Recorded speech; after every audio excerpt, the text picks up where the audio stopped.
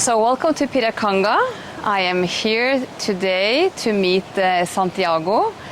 We will have a cool conversation about this amazing place and his journey from Argentina and to coming here and creating a life for himself. And you will learn about the community here, what's going on, how everything is built, and at the end we will even take you on a tour. And I really look forward to sharing this video because as part of the journey we are on in MadeToGrow, traveling the world to meet people and communities, learning and get inspiration for how to live and work with better quality, better health, longevity, more happiness. This is really one of the places we have seen so far which I believe is important to learn from. So I hope you would like to enjoy and stay in the conversation and the guided tour afterwards. First of all, it's really cool to be here and to meet you. I think you were one of the first we met here and actually spoke with. Yeah, I remember. And your name is Santiago. Yes. And you have to give me the full name because I don't even know your full name. We have talked quite many times. Santiago Lingurini. Lingurini? Yes, it's that. And the cool thing is we figured out early on that we came from Argentina before we came to Brazil. And you come from Argentina, right? Yes, I'm from Argentina. And I said, you asked, where in Argentina have you been? Where? Yes, you asked me. And I said, we've been to Buenos Aires. Yes. And Mar del Plata. Mar del Plata. And your answer was? My father is from Mar del Plata. Yes. So that's really cool. It's a big country.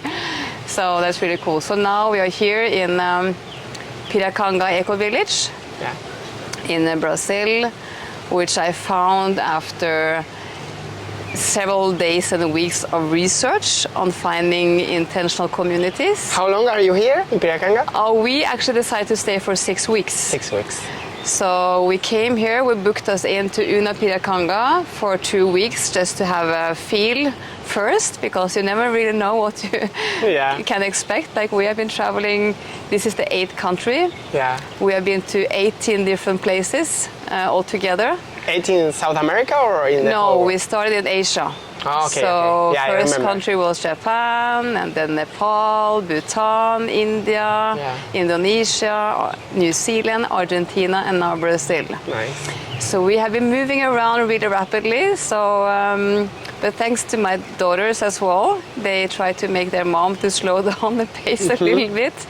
So we figured that this is a beautiful place to settle down a little bit. And when I say I was searching for intentional communities, it's because we live in a world where I see that we have many great things going on. And I come from a country, Norway, which is really high ranked in happiness and the welfare system, and many things are going really well. But at the same time, we have 40% of the students say they are lonely. We have a high rate of depression, eating disorder problems, and also other health issues. Many people fall out of the school system, work. So for me, traveling the world, bringing my kids to learn about different ways of living and working, what brings good life and career quality, how can we bring out more of the human potential? Because that's the purpose I have been working for 25 years, to understand more how to develop human potential. And looking for ways to do things which can be better than the existing model, at least in many Western countries.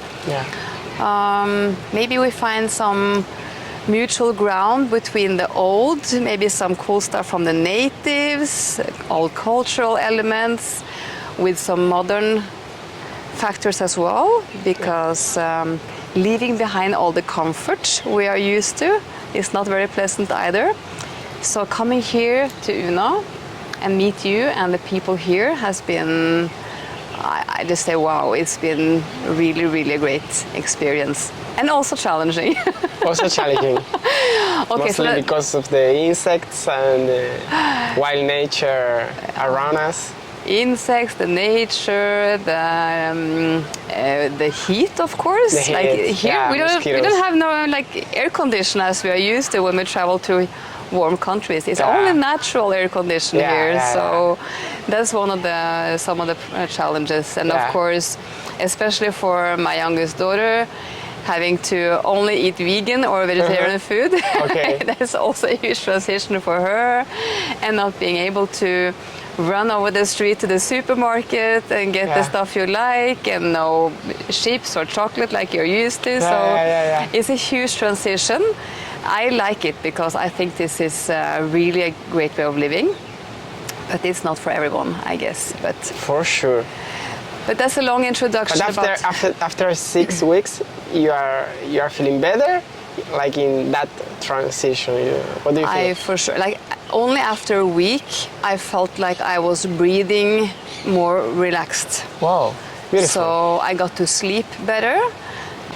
Like the whole transition with not using as much makeup or hair products. Like everyone here is natural. Yeah. It's just so relaxing, and I can just be me. I don't have to put on anything. So that's super cool. So, but yeah, that's so much about the travel and why we are here. But just to give the viewers some kind of background.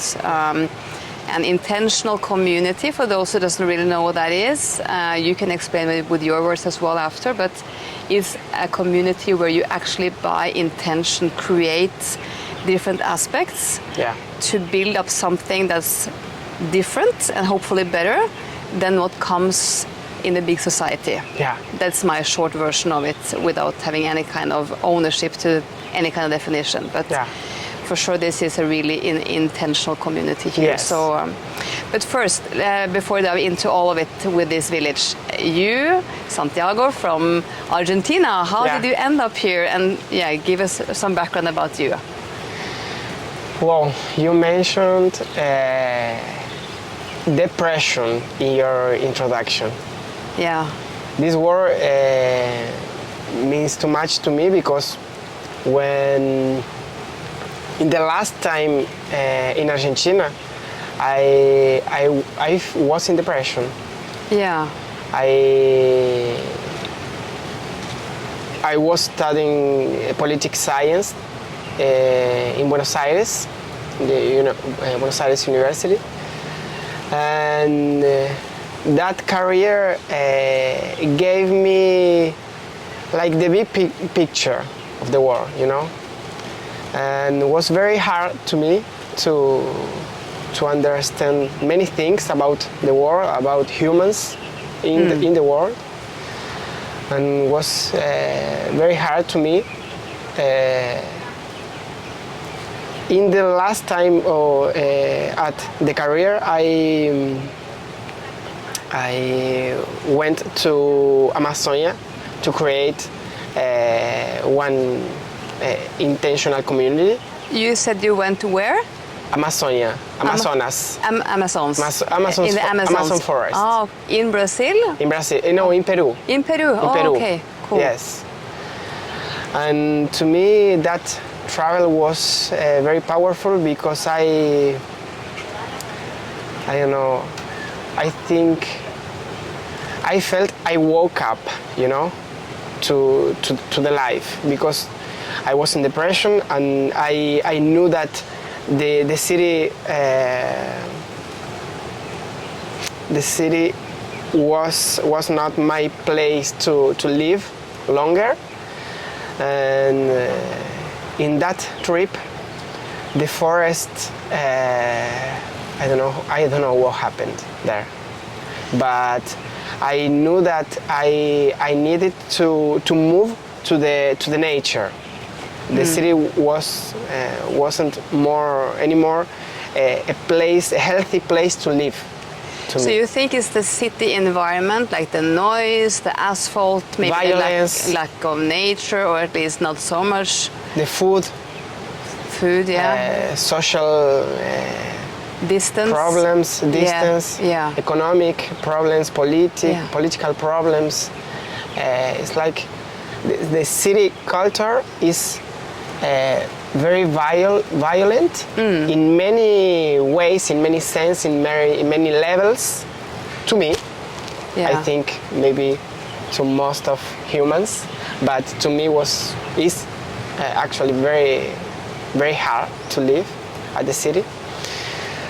So after that Amazon experience, I decided to move to nature and try to create places, healthy places to live. Yeah. Like, how can I live in a sustainable way to live, you know? But were you open to go really back to the native way of living? Because we all know where we come from, right? So when you say cities are maybe not so healthy, I think it's natural because city life is not the human way of nature. We didn't come from the cities. That's like a new invention over the last some 100 years, right? Yeah. We used to live out in nature, with the nature. We are nature. We are nature, right? Yeah. So I think it's really natural, but people tend to see now that people who live in nature are not normal. That's maybe to put it too far out, but yeah, you know what I mean? Yeah. So, but did you look for like super primitive living, like just you and the nature, the wild, back to caveman style? Or did you more look for some kind of merge of the convenience from the modern life with the best from the old days? To me, the city is a place where we kill everything, many kind of beings. Yeah, you mean nature, animals. It's a place where we kill almost everything, and we create buildings or everything. But in the city, you have just humans. We don't find trees or another animals or another. Of course, you can find some animals, but when we go back to nature, you can feel that we are living with many species, many trees, many plants, many, and we are nature. You said that, and go to nature is, to me, is like go back home. Yeah, that's where we belong. You know, and now I can understand that that depression was that. I was distance. I was very far from the life, from nature, from me. Yeah. I was far from me. Yeah. You know, because we are connected. So you went on this journey. How many places have you lived and tried to build up a community? You said Amazonas in Peru. What was next? Bolivia, Chile, and Argentina. And Brazil too. And then you came here after some years. Yes. How many years did you go on this search before you came here to Piracanga? Starting from that end in my career in political science was just 2 years. When I decided to move to nature, I spent 2 more years. In Mar del Plata is more natural than Buenos Aires. Yes. Because I studied at Buenos Aires. But 2 years? 2 years later, I started moving to another warmer place to live because Argentina is very cold. I don't like cold, and in that time, in that depression time, the cold was very hard to handle. To me, to handle. So I moved to Buenos Aires, to Mar del Plata, to spend a time with my father because my parents are separated. I spent a long time far from him, and I knew that I was in that movement, moving out from Argentina, maybe going to Brazil or another tropical place, and I decided to spend a time with him. Yeah. And then I started a bicycle trip around Argentina and Brazil. It was 1 year. Like a motorbike? On the road. On the motorbike? Mountain bike. Yeah. Mountain bike. It was my second trip by bike, but it was the last one in the last 10 years. And I started that trip with my two brothers, Lucas and Martin, and my ex-girlfriend, Giselle. Giselle? Oh, almost like Giselle. Almost like you. Almost that. That's funny. And yes, that trip was a travel discovering projects and permaculture and education projects and healthy projects, social and artists projects around Argentina and Brazil, and that was how I met Piracanga. So a total life reset, which is the term I often use on really doing a huge shift. It can also be smaller changes in life that might be really impactful. Like it could be quit a job to have a better job, or it could be leaving a marriage if you're not happy. So you can have smaller life resets as well, which can do good. But you really did a huge life reset, and you left everything behind. You left your country, traveled on, and then you came here, which is. I was in depression. I had to do something big, you know. Yeah. Because. Yeah, but that's quite a cool and interesting factor as well, since you bring it up, because often we need a burning platform. We need a big reason to do a change, like a depression, or someone leave us, or we lose someone, and then we change. I often say, why don't we start change by inspiration? Like we grow consciously, like we make choices, smaller choices, that will gradually improve our life and career quality. But for you, for most people, we wait till we have some kind of crisis. Yeah. And then we change. But regardless, you are here now, and you've been here now for 10 years. Yeah. So why did you settle down here? Piracanga, why? Yeah. Piracanga was everything what I need at that time, because I wasn't good, and Piracanga from the beginning has a very powerful spiritual work, you know. So I arrived here with many asks, many questions inside of me, and Piracanga helped me to answer most of them. So would you like to share like a few examples? What were some of the questions you came here with? Was very powerful about my career, because my whole life I played sports in competition level, you know. And when I went to the university to study political science, I made some distance from sports, and I forgot what I don't know what I like to do in my because life. you weren't happy anymore.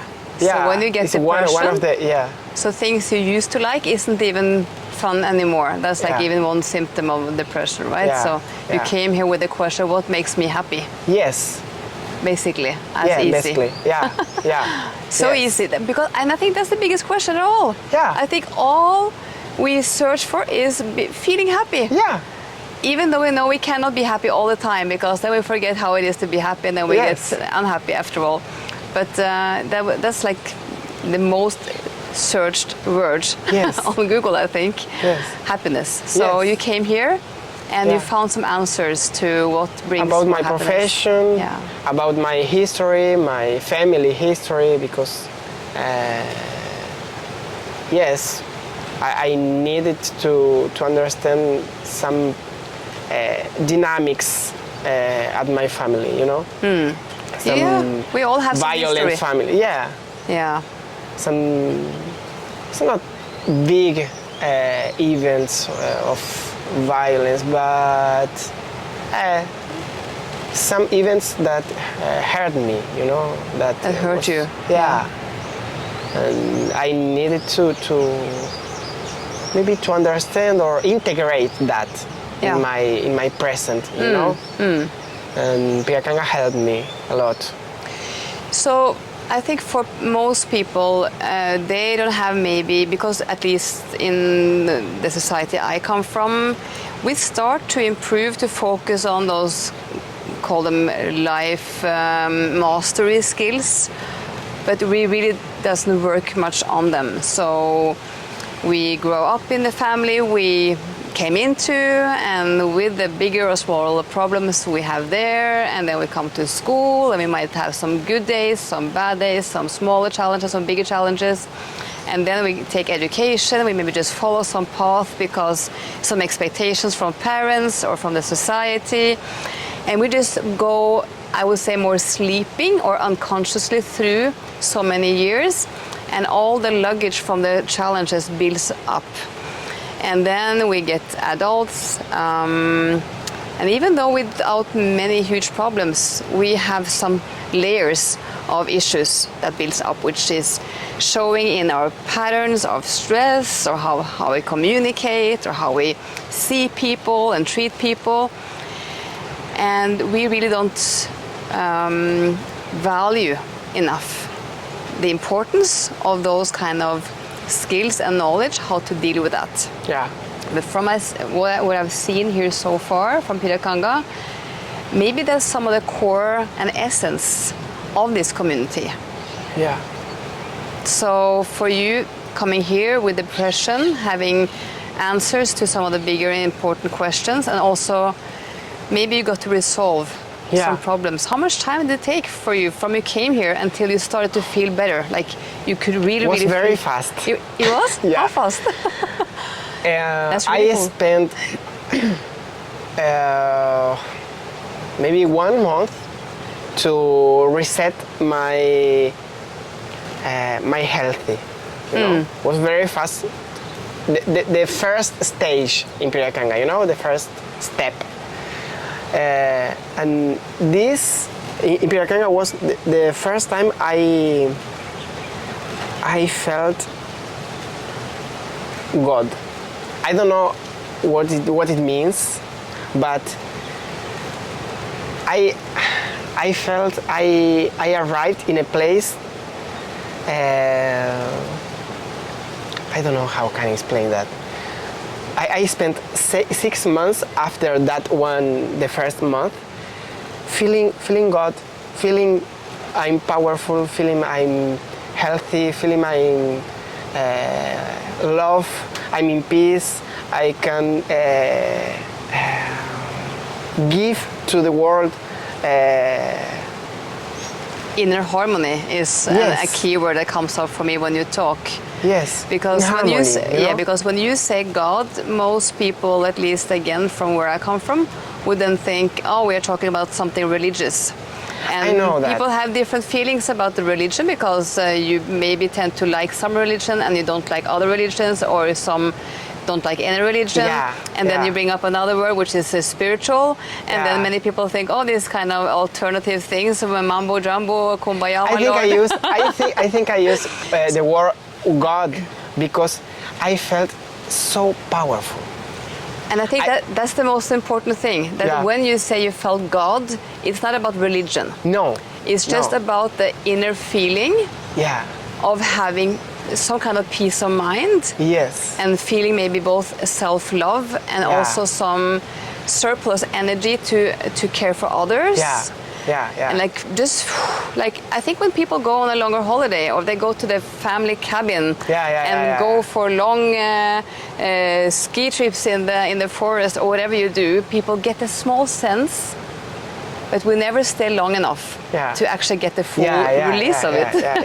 But you got the full release. Yes. And then you just stayed on. Or did you leave after those 6 or 7 months and come back later? Or because...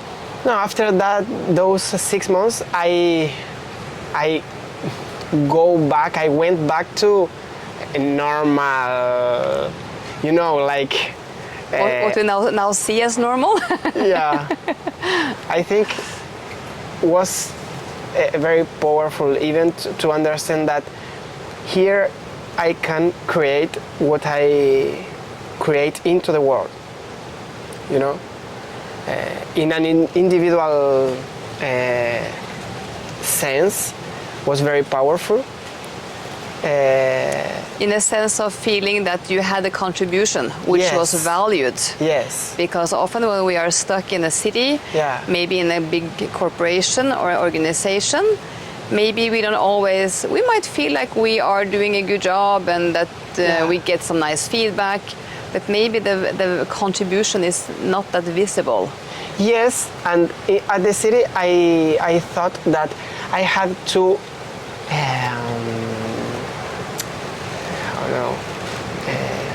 lutar in English is... Try Spanish, because my Portuguese luchar. Like in the city, I thought that I needed to hit someone, to hit political questions, to hit economic sphere, to like always perform, like action and pushing and arguing and fighting for your fighting. For your points of view. Fighting with someone. Yeah. With the government. Always try to convince somebody. Yes. And here I feel I can create a new thing to show to me that I can live in a different way in this world, and then I can share with the world this kind of life. That's great. And one important event was, you said expectations and adult life. To me was a very intense grow up moment when I arrived in Piracanga, because when I'm listening me talking with you, I can understand that I was expecting something from the world, and when I got to Piracanga, some Santiago, adult Santiago, came up inside of me, you know, like I started to do something. I understand that Piracanga is not perfect, and I can fight with Piracanga, and ask Piracanga to be better, or I can contribute. I can do something to Piracanga be better. And to me was a key, you know.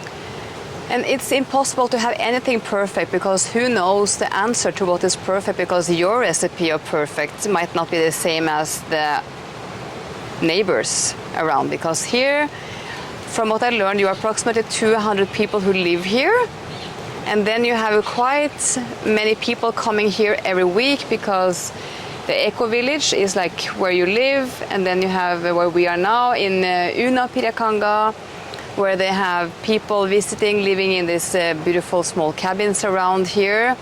Maybe some come for 1 week immersion, maybe come like we did, like for some days, and we decided to stay and move into an ordinary house in the village.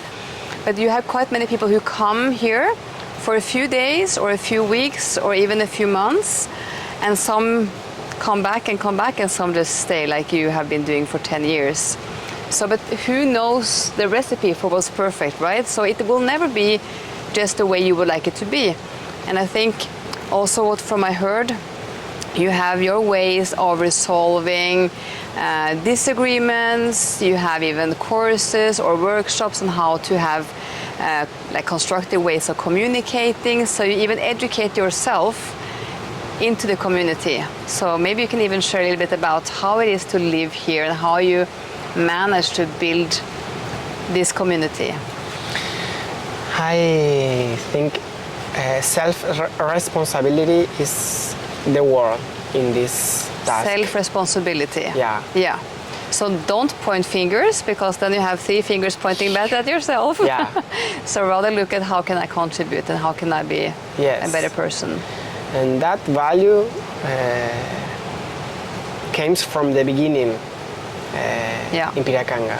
That was part of the founders' way Yes. of building it. Yes. Good. Yes. And here now we don't have a process to manage conflicts here, a formal process.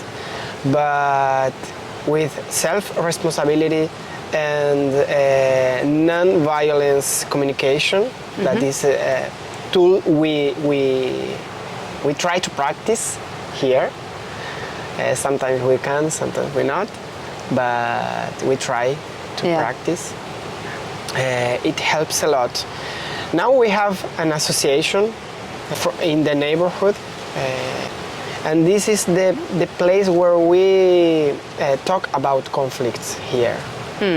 And we help people to manage conflicts, you know, about everything, Because the conflicts doesn't always relate only to the issue at question here. Yeah. Because we bring all the layers from our past. Yeah. I have my triggers based on how I was brought up, my experiences, good and bad. So when I perceive something from what you say, when you say something or someone do something, my story or how I perceive it is based on my previous experiences. Yeah. So yeah, it's really cool that you have focused on such important elements to have non-violent communication. Yeah. Yeah, that's good. So, Yes. and also I know that you have, for me, I'm extremely impressed because when we met, and you just meeting people here, so helpful, so friendly, so like, low shoulders. No one seems to be stressed, at least no one I saw so far.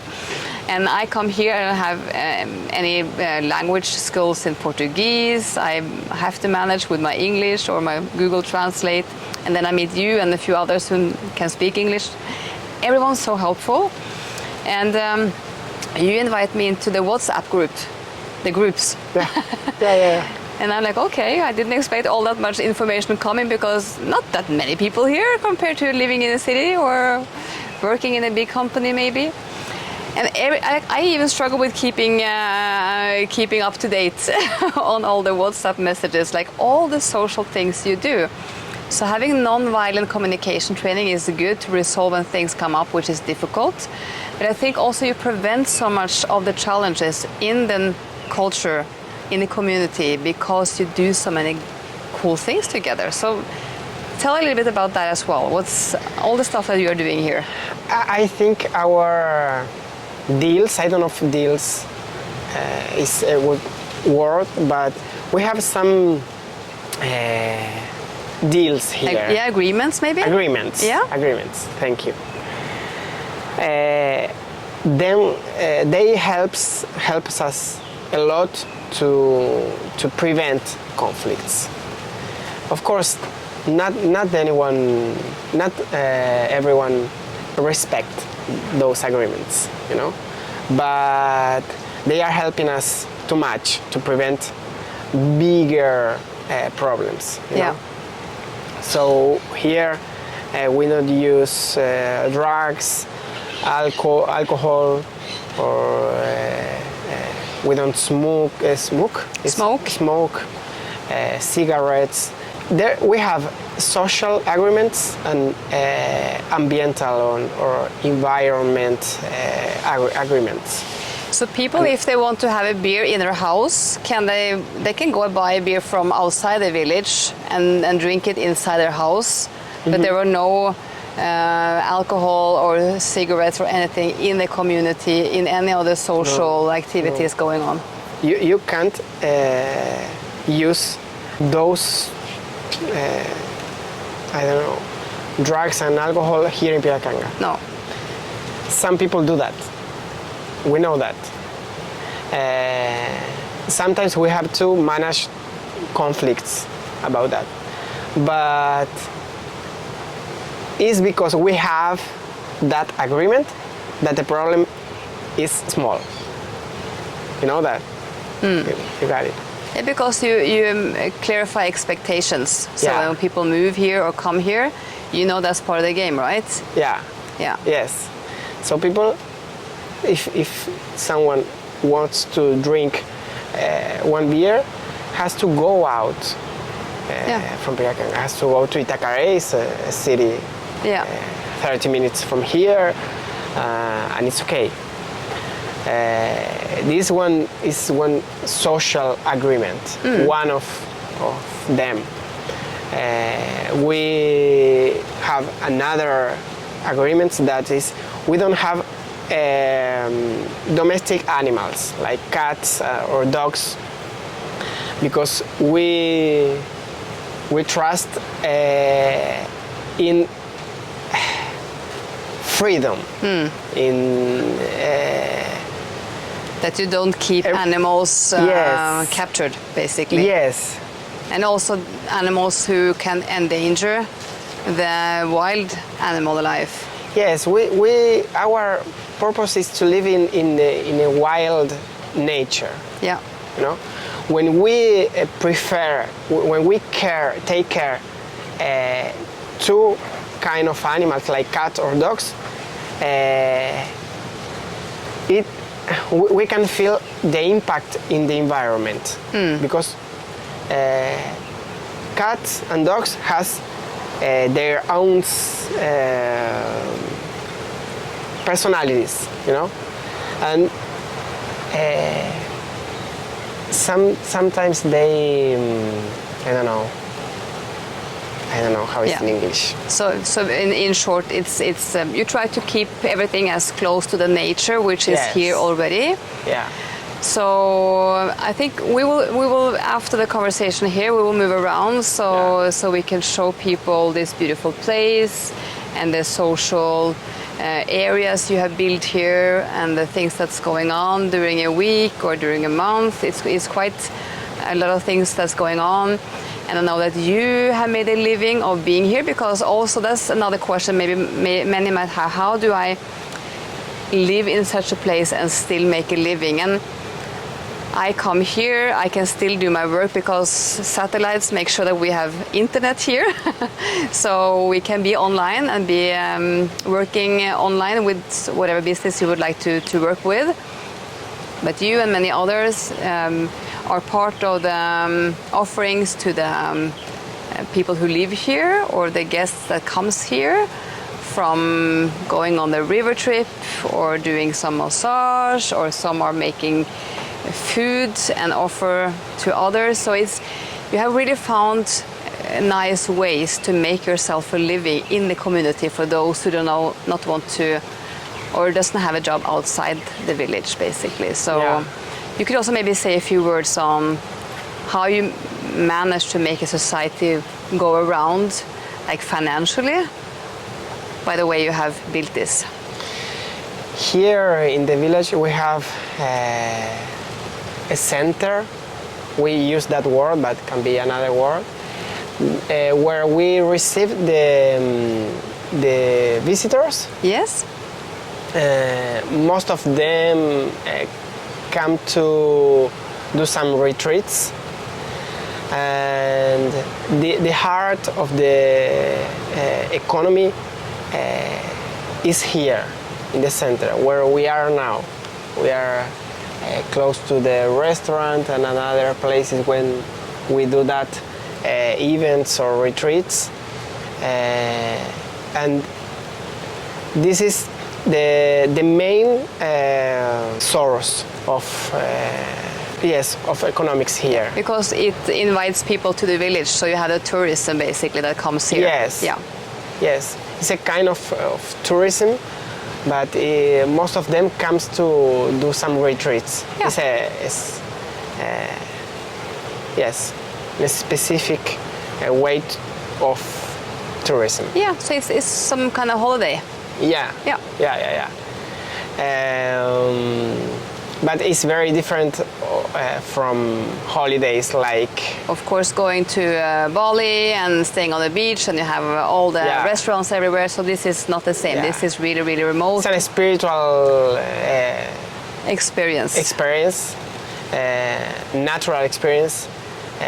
We helped people to reconnect with themselves and with the nature.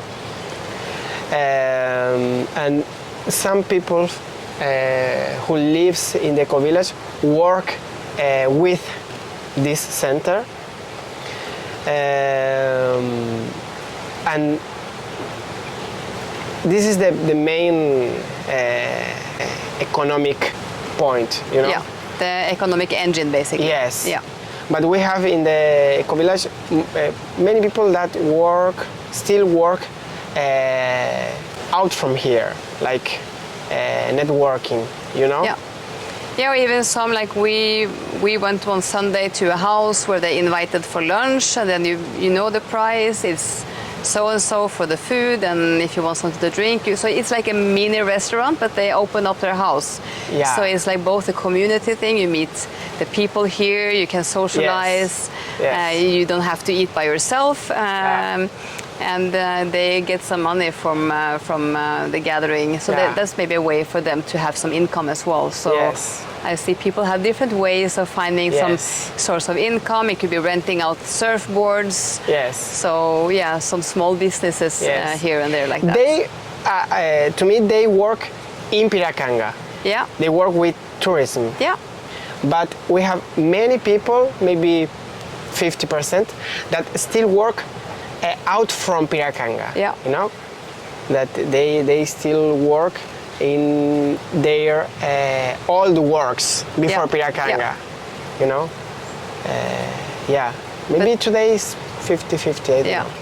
And your everyday life here, tell me about it, because I've been to one of the things you are offering, which is What I do. the trip in the kayak on the beautiful river and the mangroves. Yeah. But I know that you also are offering different kinds of treatments. So tell me, how is your life here, your work life? And I work with sports in nature and physical therapies. You know. About sports, I work doing canoeing, paddling at the river, surfing classes or lessons. I work with bicycle trips, and about therapies, I work in the water, like in water massage. And another kind of massages like Thai massage or another relaxing massage, deep tissue massage. But today my focus is into creating new eco villages. outside I Piracanga? work, yes, outside. Oh, I didn't know. That's cool. So, Yeah. like, we should stick to Piracanga because it's so much cool to share from here. But just really, really short, what's the plans for the villages you're developing outside, and where are they, or where are they supposed to be? Is it like a copy of Piracanga? Yes, it's similar. It's a son of Piracanga, you know. The project is a son from Piracanga, but it's different because I feel Piracanga needs more structure, you know, to prevent conflicts mainly. Okay. Because Piracanga is, you can feel we have a community here, but to me it's an individual and private culture, you know, because everyone is in his land in his house, and everyone has a private relationship with Piracanga about property, you know? Yeah, okay. To me, a community is how can we manage the land in a collective community structure, like I don't know how can I explain that. But So it's more like a shared responsibility. Yes. Like you have more the facilities around the things that's going on. So you're more like owning and co-responsible for all of it. yes, yes, and most of owners of Piracanga doesn't have formal and papers, you know, legal relationship with this land. Okay. Okay. You know. Okay. Yes, my English is very no. limited No. in that We don't point. have to go deep into it, but you try to build up new communities Yes, new outside communities. Piracanga, which Yes. you see can have the Improving elements. this project, Yeah. you know. So how far are you at? Like, have you started building somewhere? We are buying the land now. Where? We are in 10 people, 15 minutes from here. Oh, okay. So it's still in this area. Yes, but that is one step in this project. I trust regenerative or sustainability culture is one important way to fix the world. You said regenerative and sustainable. Regenerative, Yeah. sustainable Yeah. culture. So creating eco villages in the world is one way in this big project. You know, I'm focused in how can we live in harmony with nature, and one way is creating new eco villages. Yeah.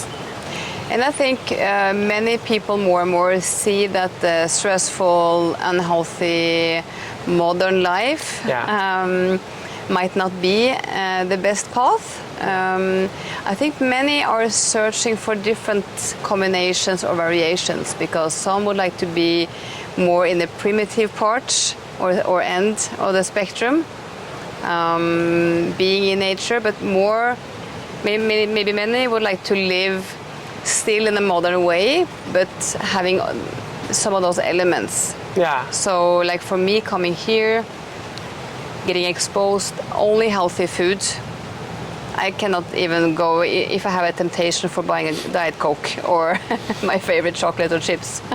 I cannot find it here. Yeah. So it's really easy because you're just It's forced really into easy. it. Yeah. I want this. Some Yeah. people don't like that, but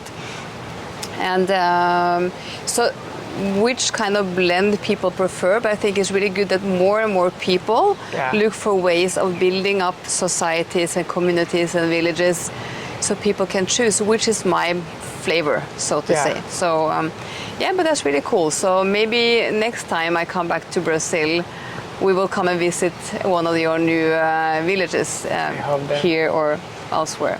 I wanted to say something about the last task, about comparing Piracanga to my project. For example, Piracanga today is created by many private owners. Many private owners? Many private owners. Yeah.